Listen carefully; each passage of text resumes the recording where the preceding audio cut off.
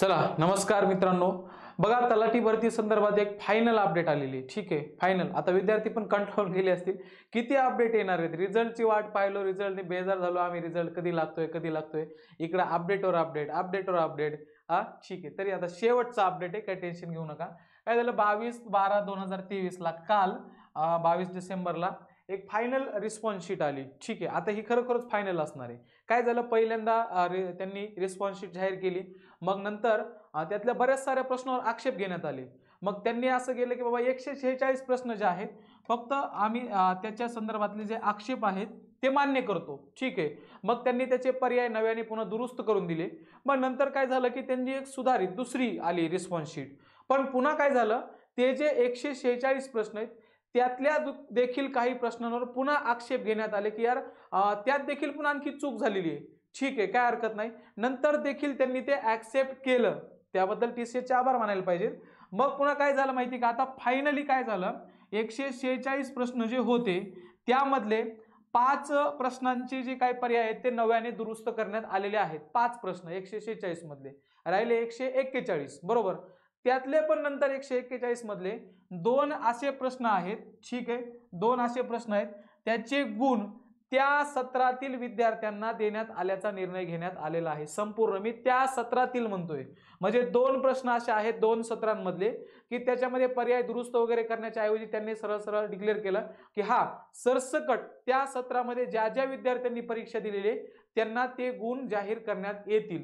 मी त्या सत्रातील यासाठी डबल म्हणतोय की विद्यार्थ्यांचा असा ग्रह नको व्हायला की ते सर्वांना दिलेले। ठीक आहे, सर्वांना द्यायचा काय प्रश्न आहे, त्या सत्रात ज्यांनी एक्झाम दिली त्यांनाच देतील ना। काहीतरी एक प्रश्न आपला आहे याच्या संदर्भामध्ये, माहिती अधिकाराच्या संदर्भातला एक प्रश्न आहे आणि एक इंग्लिशचा प्रश्न आहे की मायरा सेल्डम विप्स नावाचा एक क्वेश्चन होता, क्वेश्चन टॅग होता। आता सेल्डम आपल्याला माहिती आहे की एकदम निगेटिव्ह आहे। सुरुवातीला स्टार्टिंगला जी पहिली रिस्पॉन्स शीट केली त्यांनी त्याच्यामध्ये त्यांनी दिला होता निगेटिव्ह पकडून पॉझिटिव्ह क्वेश्चन टॅग दिलता। ठीक आहे, पण नंतर आणखी काय झालं, दुसऱ्या रिस्पॉन्स शीट मध्ये त्यांनी निगेटिव्ह दिला, मग आता त्याच्यावर देखील आक्षेप घेण्यात आला। मग आता एवढे आक्षेप यापेक्षा त्यांनी सरळ सरळ त्या सत्रातील विद्यार्थ्याला त्या प्रश्नाचे 2 गुण प्रत्येक विद्यार्थ्याला डिक्लेअर करून टाकले। म्हणजे आता 146 त्यातले 5 141, ठीक आहे, 2 139। आता असे प्रश्न झाले हे तुमचे 146। जर आपण बघू आता ही फायनल असणार आहे, ठीक आहे, आणि आपल्याला अपडेट माहिती आहे की पेसाची केस जी आहे ही पेंडिंगवर आहे। 9 जानेवारीला सुप्रीम कोर्टामध्ये याच्यावर टेंटेटिव्ह तारीख दिलेली आहे, मागे पुढे होऊ शकतं। ठीक आहे, आपली तर अपेक्षा आहे की मागे पुढे आता व्हायलाच नको। ठीक आहे, उलट मागे झालं तर चांगली गोष्ट आहे, लवकर निकाल तरी लागेल। तोपर्यंत आपल्याला वाट तर पाहणंच आहे। बघा एक 17 ऑगस्ट 2023 ची तिसरी जी शिफ्ट आहे त्याचं एक आन्सर बदललेलं दिलेलं त्यांनी।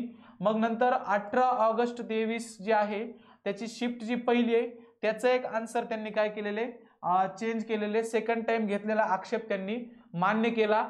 मग नंतर 22 ऑगस्टला एक शिफ्ट पहिली शिफ्ट आहे त्याच्यामधलं पण आन्सर त्यांनी चेंज केलं।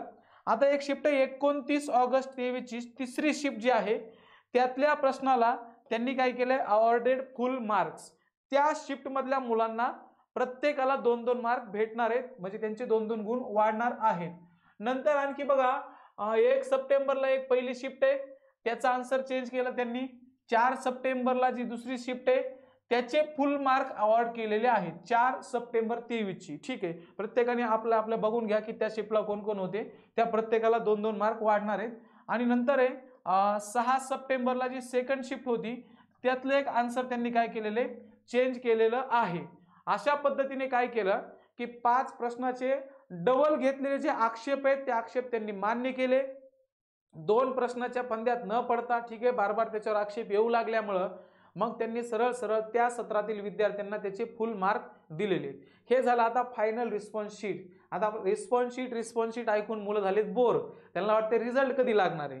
तर रिझल्टची अपडेट आपण यापूर्वी दिलेली आहे की पेसा संदर्भामध्ये केस पडलेली आहे। ठीक आहे, म्हणजे ते आधी हायकोर्टामध्ये गेले, मग हायकोर्टाने अधिकार क्षेत्राच्या मुद्द्यावर त्यांना सांगितले की तुम्ही आधी मॅट मध्ये जायला पाहिजे होतं, नोकरीच्या संदर्भामधला कुठलाही जर मुद्दा असेल तो मॅट कडे घेऊन जायला पाहिजे। ठीक आहे, ते नकारलं। ते नकारल्यानंतर मग याचिकाकर्ते सुप्रीम कोर्टामध्ये गेले। 5 डिसेंबरला त्याची सुनवाई होती, पण काय झालं की दिवसभर ज्या आधीच्या प्रकरणाची सुनवाई चालू होती त्यामुळं त्या दिवशी ते काही प्रकरण पटलावर आलं नाही आणि मग टेंटेटिव्ह तारीख डिक्लेअर करण्यात आली 9 जानेवारी। म्हणजे काहीही हो 9 जानेवारीपर्यंत हा निकाल काही लागणार नाही. त्यामुळे आपण एक अशी अपेक्षा करू की 9 जानेवारीला काय होईल की रिझल्ट लागल. आता रिझल्ट तयार करून ठेवलेला आहे, ठीक आहे, रिझल्ट तयार करून ठेवलाय, सगळे काही वाट बघतायत, त्यांनी काही मेरिट लिस्ट आहे ती सगळी रेडी आहे. फक्त आता केसची वाट पाहतायत, केसचा निकाल काय लागतो. तो निकाल जसाही लागला लगेच तलाठी भरतीचा निकाल जाहीर होईल. तोपर्यंत आपण वाट पाहणे एवढाच आपल्याकडे काय असणार एक पर्याय आहे. 9 जानेवारीपर्यंत वाट पाहू आणि 9 जानेवारीला बघू काय रिझल्ट येतो आणि त्यानंतर लगेच 10-11 जानेवारीपर्यंत आपण एक अशी अपेक्षा ठेवू की हा रिझल्ट लगेच डिक्लेअर होईल.